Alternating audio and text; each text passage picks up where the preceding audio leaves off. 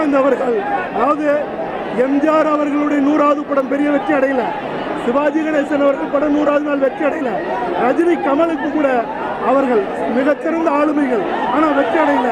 அவர் எண்ணத்துக்காக மட்டுமே கேப்டன் பிரபாகரன் பட்டு தொட்டி எல்லாம் வெற்றி படமாக அமைந்தது. ஆக ஒரு மிகச்சிறந்த மனிதன், வாழ்க்கையில நடிக்க தெரியாத, சினிமாவில் மட்டும் நடித்து மக்களுக்காக வாழ்ந்தவர் இன்னைக்கு மறுத்திருக்கிறார். அதனால அண்ணன் விஜயகாந்த் அவர்களுடைய புகழ் காலமுள்ள வரைக்கும் தமிழினத்தில் நிலைக்கும். ஈழத் தமிழர்களுக்காக உண்ணாவிரதம் இருந்து தன்னுடைய மகனுக்கு விஜய் பிரபாகரன் பேர் வச்சு தன்னுடைய பிறந்த நாள் தமிழீழம் அடைகிற வரைக்கும் பிறந்த நாளை கொண்டாட மாட்டேன்னு சொன்ன ஒரே ஒரு நடிகர் விஜயகாந்த் அவர்கள். அதனால ஒட்டுமொத்த தமிழினமும் அவருக்கு கடமைப்பட்டிருக்கு.